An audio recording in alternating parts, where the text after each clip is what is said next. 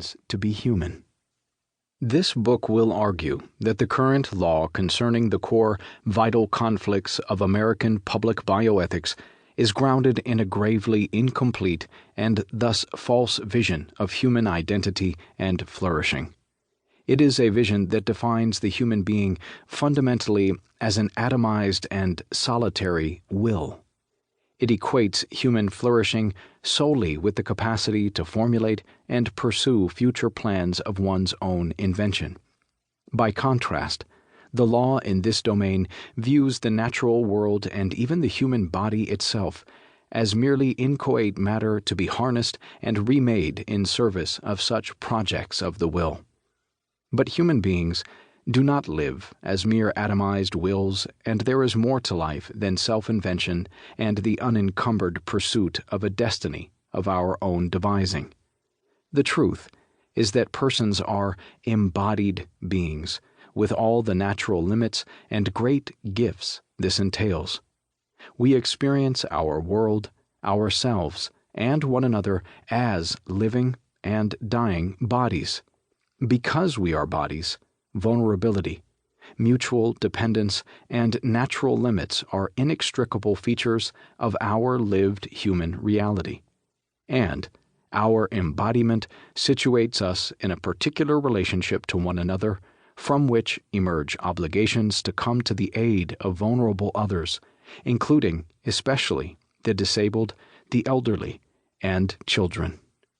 But because the law governing several of the core vital conflicts of American public bioethics rests on a vision of human identity and flourishing that does not consider embodiment as essential to its account of the person, it fails to recognize these obligations and leaves the weakest and most vulnerable members of the human community invisible and unprotected.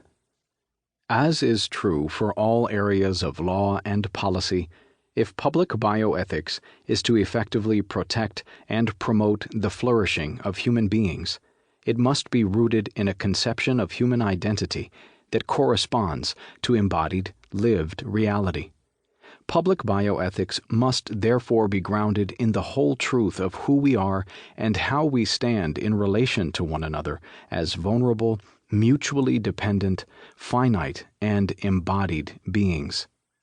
Accordingly, this book will reframe and resituate three principal contemporary issues of public bioethics within what will be termed an anthropological paradigm.